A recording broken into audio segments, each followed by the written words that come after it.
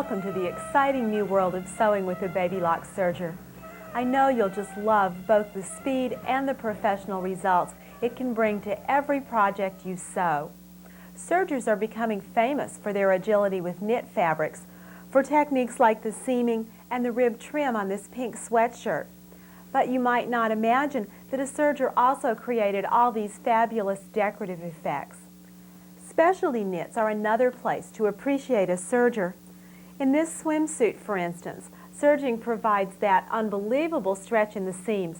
There's not a drop of danger that this suit will pop apart when you dive into the swimming pool. Lingerie is another great area for serging. Who'd think that these panties were anything other than expensive ready-mades? But woven fabrics get their share of serger treatments as well. This dress and pinafore for a little girl uses pin tucks made with the rolled edge finish, a rolled edge finish on the edges of this ruffle, and all the seams inside the dress are serged as well, avoiding any tendency that this fabric might have to pucker from the right side and ravel-proofing the seams inside too. That narrow rolled edge is also great for finishing scarves. Fabric stores right now are just full of these terrific scarf panel prints, and it takes just a few minutes at your serger to finish one just like the pros do. Those same serger stitches, both the conventional stitching and the rolled edge, when used with decorative threads, contribute a luxurious look to this set of placemats and napkins for home decorator projects. Now let's take a quick look at the inside mechanisms of your Baby Lock to understand just how it can do all these terrific things. The machine uses 2 needles to carry the straight stitch threads. The other 2 threads are carried by metal arms called loopers. The loopers, located under the needle plate, move from side to side to interlock all 4 threads into a strong, stretchable seam. The stitches form around small metal prongs on the needle plate of the machine.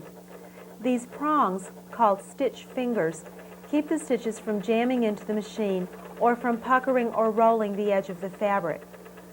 2 cutting blades, or knives, work in a scissor-like motion to trim away excess seam allowance of the fabric just ahead of the stitching. All of this is normally obscured from view by the presser foot. Its unusually long shape and the length of the feed dog teeth combine to give the machine its firm, even feeding action. Many new serger owners are concerned about threading, but actually it's much easier than it appears. In fact, your Baby Lock comes to you with threads already through the entire threading path, so you need only tie the end of your spool or cone of thread to the end of the existing strand and then pull it right through. While I'm tying all these knots, let's chat for a minute about what sort of thread you'll want to use. A top quality sewing thread is a must. You'll want to avoid bargain threads really for all of your sewing. Cone thread is the most convenient for a serger because it allows the thread to feed off evenly from the top. But it's also possible to use traditional spools. Just insert one of these spool adapter caps. You'll find them in your accessory packet, right into the top opening on the spool. The cap creates a smooth upper edge and lets the thread feed evenly from the top of a conventional spool, just like it would with a cone. Now all my ends are knotted. Let's pull those strands through. The knots will slide through the entire thread path except for the eyes of the needles. So snip the needle threads right at the eyes and pull them one at a time. Can you see the resistance?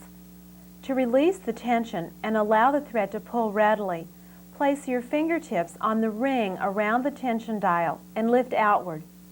Now the thread will pull easily. Pull both needle threads and snip away the knots. Now run the machine for a few seconds and you'll see that no stitches are forming, just the 2 strands of thread from the loopers. Pull those one at a time to bring through the new thread color. Then use the curved tweezers from your accessory kit to rethread the needles. Be sure to slide all 4 threads under the back of the presser foot, lower the foot, and check for stitching. Wasn't that easy? And surprisingly, The manual threading process really isn't very difficult either. The entire thread path is color-coded. See, there's a color-coded ring on each tension dial, and all the guides for that strand of thread are marked in the matching color. So the threading process is really sort of a follow the dots procedure. You'll find a color-coded thread chart inside the front cover of your machine. And of course, your instruction manual contains a detailed diagram as well. To open the front cover, push it to the right first and then rotate it forward. Push the side cover open to the left, and now your entire threading path is exposed. Always begin with the upper looper, the green colored thread path. Fit the cone over the cone supporter on the spindle. From the cone, the thread goes up through the eye on the thread stand, slides through these two thread guides, and pulls between the tension discs. Give the thread a little extra tug to be certain that it's fully lodged between the discs. There's another thread guide just to the left of the tension knob, then guides here, here, here, and here before the thread passes through the eye of the curved upper looper. The tweezers or the looper threader are a big help here. Next, add the lower looper thread, color-coded blue. This thread is very similar to the upper looper thread we just completed. Up through the thread stand, into the thread guide, through the tension discs. Be sure to tug it firmly between the discs. Then 4 blue-colored thread guides lead to the lower looper. That self-threading lower looper is a T-shape. Let's look at a diagram of one out of the machine for better visibility. Slide the thread along the left arm of the T and up into the metal clip.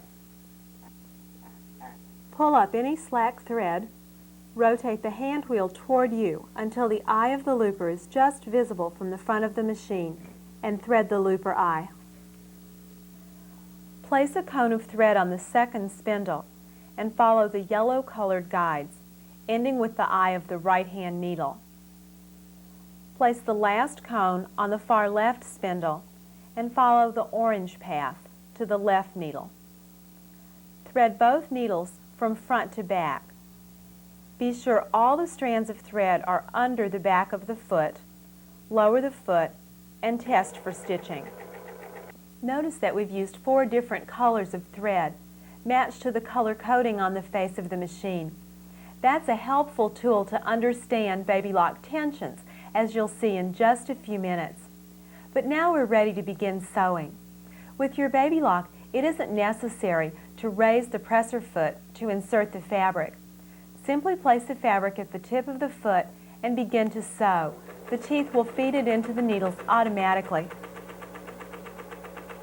Be careful not to pull the fabric. Your serger will feed it evenly without any help. At the end of a seam, just sew right off the edge. The machine won't jam. Then bring the thread chain back to the front and allow the knife blades to cut it off. Your baby lock stitch length is fully variable. Use a shorter stitch for greater durability.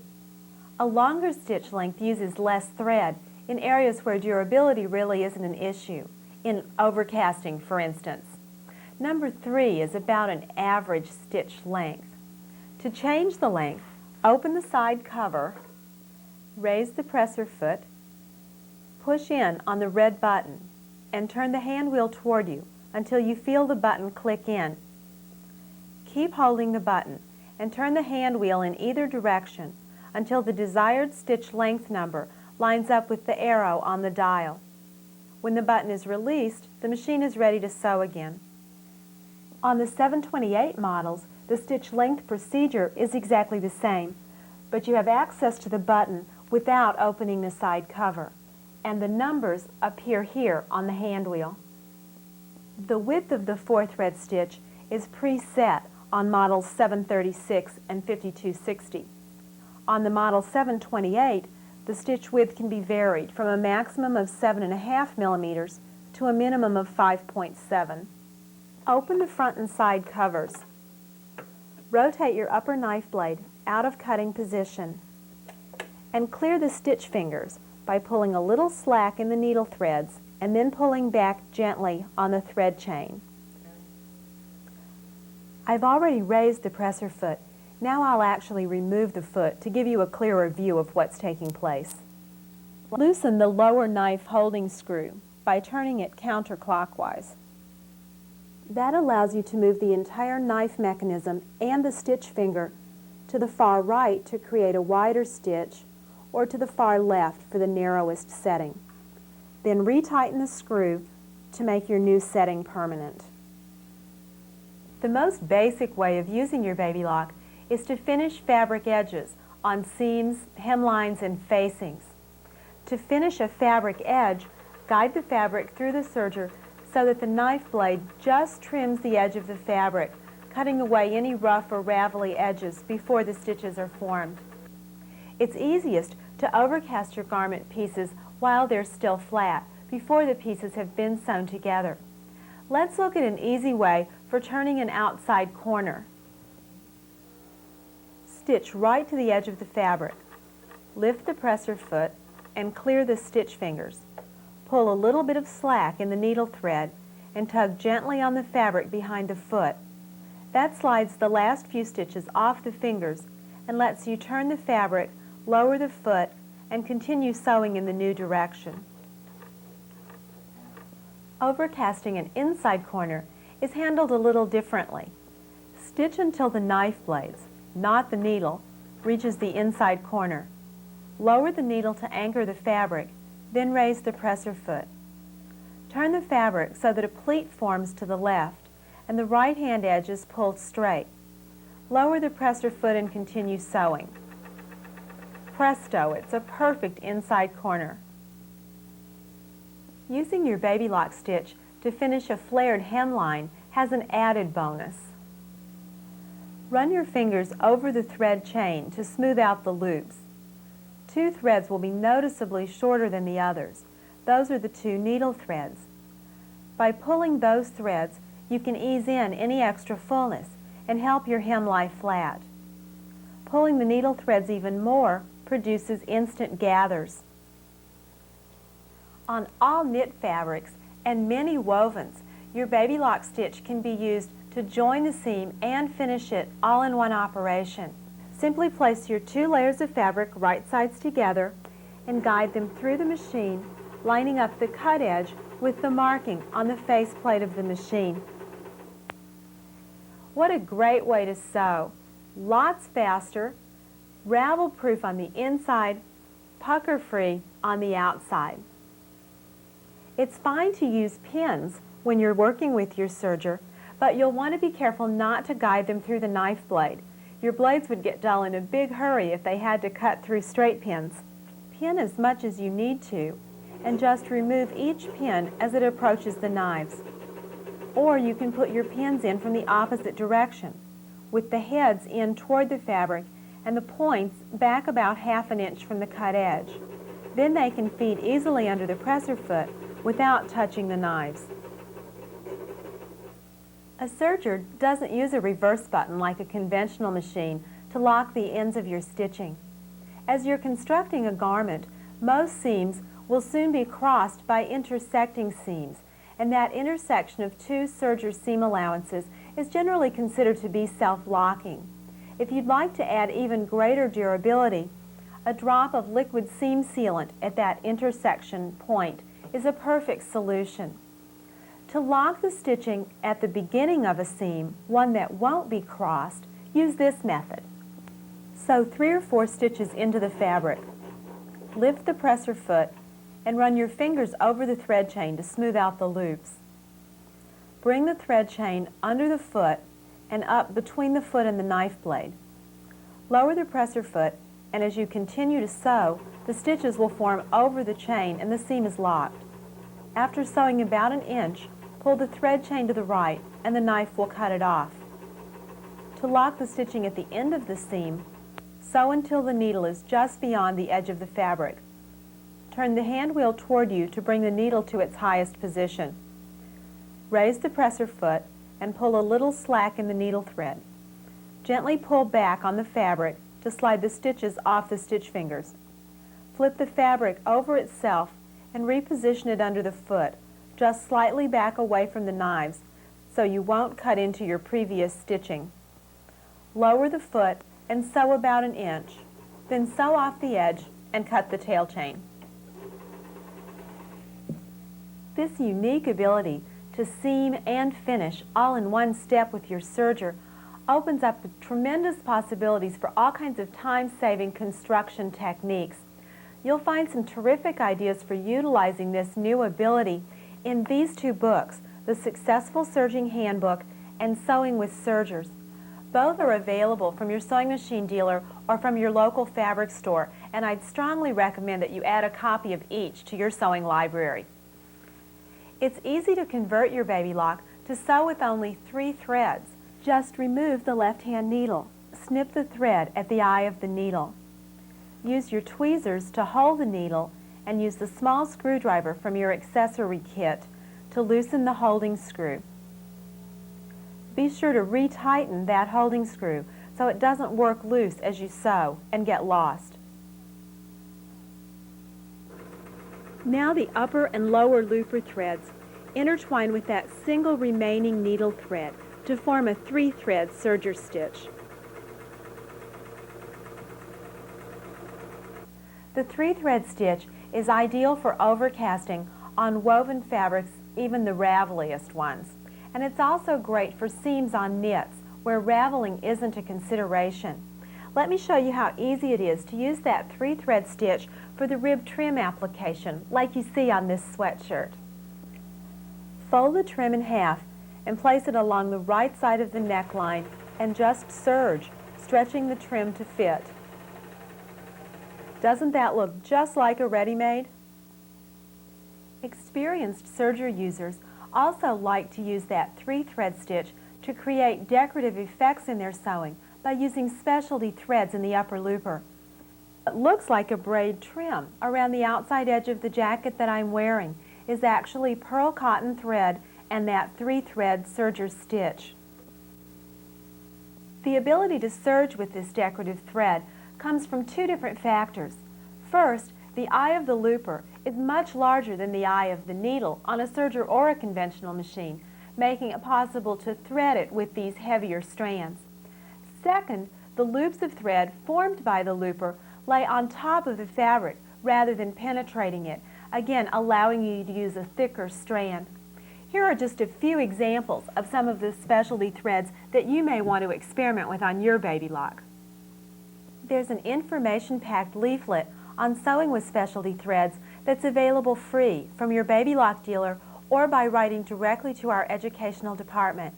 And for even more decorative ideas, I'd recommend the Creative Serging book and this brand new Serger Idea book full of full-color photographs of great serger garments you can sew.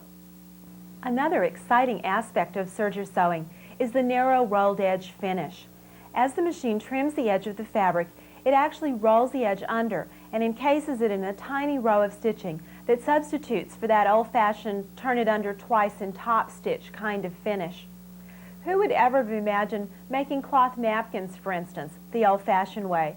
But now you can roll edge a different set for every day of the week and make extras for gifts besides. Scarves are another terrific place to use this rolled edge. I spent one evening serging all my scraps of silky fabrics into scarves for my own wardrobe and everybody on my gift list. That rolled edge is also a great finish for ruffles. We've used it here on the sleeves of this robe. Let me show you how to convert your baby lock to sew that narrow rolled edge. First, convert to the narrow 3-thread stitching by removing the left-hand needle. Remove the presser foot and turn the hand wheel toward you to bring the needle to its highest position. Clear the stitch fingers by pulling a little slack in the needle thread. Rotate the upper knife out of cutting position. Loosen the front screw and remove the needle plate. Position this special rolled hem needle plate and tighten the screw.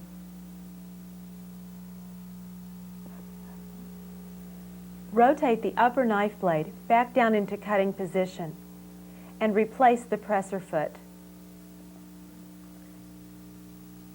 Should you have any difficulty positioning the new needle plate, turn this screw to loosen the lower knife blade. Then attach the new needle plate and retighten the knife blade.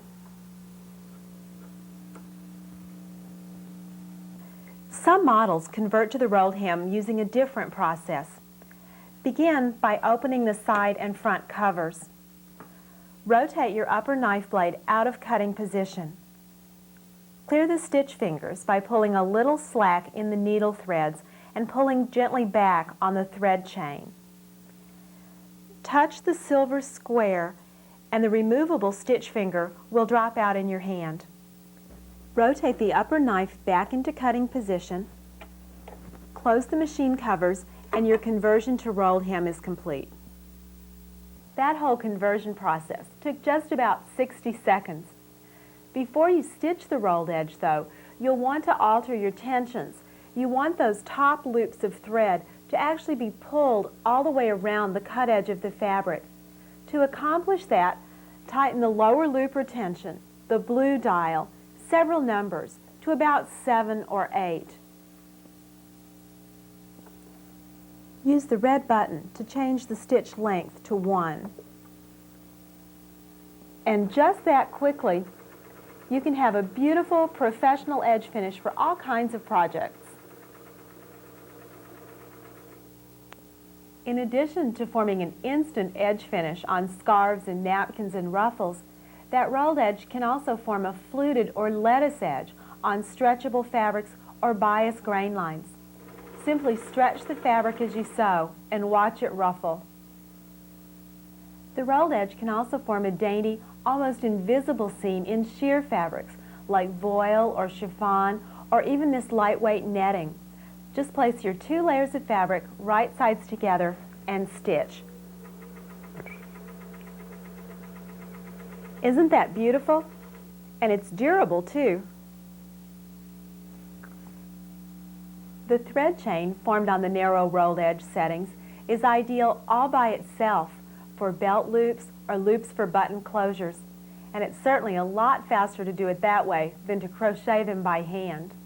That narrow bias tubing for spaghetti straps or tie belts is also quick and easy with the baby lock.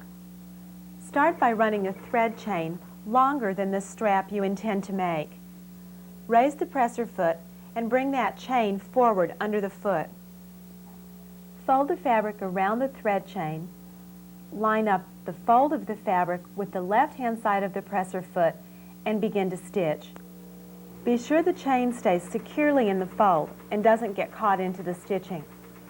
The knife blades trim away the excess seam allowance. When the stitching is complete, pull on the thread chain to turn the strap right side out. Returning the machine to its conventional stitch settings is simply a matter of replacing the original needle plate and setting that lower loop retention back to its regular number, about 3 or 4. For models that use the removable stitch finger, rotate the knife blade up out of cutting position and then snap the finger back into place. Match the red mark on the stitch finger with the corresponding red mark on the knife holder and press on the star until the finger snaps firmly into place. Let's take a minute right now to talk about serger tensions, what the stitches ought to look like, and how to correct the problem if they're not just right.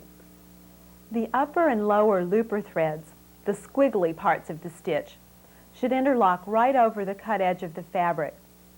If the interlocking point pulls to the lower side, the lower looper tension is too tight. Loosen it by turning the blue knob to a smaller number. If the interlocking point pulls to the top side of the fabric, the upper looper tension is too tight. Loosen it by turning the green knob to a smaller number.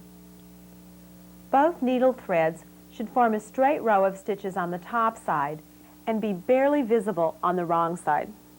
If loops show on the back, tighten the yellow or the orange knobs by turning them to a higher number. If your stitching looks like this from the right side, as if the seam were about to come apart, that's also a symptom of a loose needle tension. Remember that it's easiest to learn about your tensions by threading the baby lock with 4 different colors of thread matched to the color coding on the machine. And then just go ahead and experiment. You really can't damage the machine by turning those tension dials. The baby lock also has the unique ability to sew with only 2 threads, which gives you the opportunity to create all sorts of dynamic decorative effects, like the outside stitching on the front of this sweatshirt. To convert to 2-thread stitching, first convert to 3-thread by removing the left-hand needle. Then snip the upper looper thread, the green-coated one, right at the eye of the looper. You can remove that strand of thread completely from the machine, or simply wrap the cut end up between the tension discs to hold it out of the way. In the accessory packet, you'll find the 2-thread conversion device. The straight end fits into this tiny hole in the looper shaft. The curved end fits from behind to plug the eye of the looper. 2-thread stitching also requires a different tension setting. Loosen the needle tension to about number 2, and then sew a test stitch.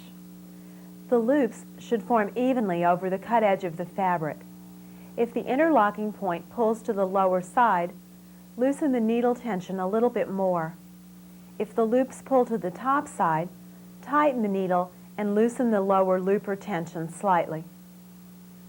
To make a decorative 2-thread flat lock seam on the outside of your garment, simply place your 2 fabric layers wrong sides together. That's exactly the opposite of what you would do for a normal seam. Then allow the knife blades to trim away the excess fabric.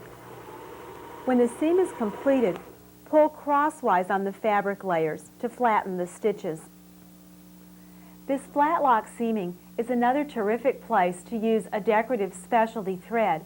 In this case, the specialty thread would go in the lower looper. You can create this decorative flat lock stitching anywhere in your garment simply by folding the fabric and stitching over the fold. Be sure to fold the fabric with the wrong sides together, right sides out. To avoid cutting into that fold, you'll want to rotate your knife blade up out of cutting position. Guide the fabric through the machine with the fold along the edge of the needle plate. Let the loops of the stitches form off the folded edge. Then pull the stitches crosswise to flatten. The 2-thread stitch is also useful for sewing specialty fabrics. In extra heavy fabrics like sweater knits or this fun fur, for instance, the 2-thread stitch, because it pulls flat, allows the seams to remain soft and supple instead of being stiff and bulky. This seam was sewn right sides together. In sewing lingerie, those flattened 2-thread seams eliminate any ridges that might show through your outer garments. In fact, it's even possible to use the 2-thread stitch to apply lace and ribbon to lingerie, all in one step. Place the lace and the tricot wrong sides together. I like to leave about a ½ inch of fabric for the knives to trim. Insert a narrow ribbon through the presser foot, under the back of the foot, and over the front of the foot, between the needle on the left and the knife blades on the right. Guide the fabric through the machine with the top edge of the lace just next to the knives. The stitches form around the ribbon. Then pull crosswise to flatten the stitching. That same ribbon and lace technique, worked over a fold of the fabric rather than a cut edge, allows you to apply all sorts of trims to a flat piece of fabric like you see in the yoke on this peignoir. The 2-thread stitch can even be used to form a serged blind hem, and this new special optional blind hem foot makes it even easier. Turn up the garment hem to the desired depth. Then fold that double thickness hem back against the right side of the garment to create a soft fold about a ¼ inch from the top edge of the hem. Align the hem under the presser foot and stitch, allowing the needle to catch just a thread or two of that soft fold. The knife will trim the top edge of the hem. When you pull the stitches crosswise to flatten, your hem is secured and the raw edge is beautifully overcast. Now let's reset the baby lock for conventional 3-thread serging. With the needle in its lowest position, push back on the 2-thread device to unhook it from the eye of the looper. Then lift it forward out of the machine and store it away. Bring the upper looper thread back through its thread guides, through the eye of the looper, and under the back of the presser foot. Tighten the needle tension back to about 8. Sew a test stitch and fine-tune the tension settings if necessary. These baby lock models are available with the optional differential feed feature. That means that the feed dogs, here under the presser foot, are divided into 2 sections, front and back. By adjusting this lever on the side of the machine, you can cause the front section to feed your fabric faster or more slowly than the back section. That helps control difficult-to-handle fabric types. Very stretchable fabrics have a tendency to ripple out of shape as you stitch them.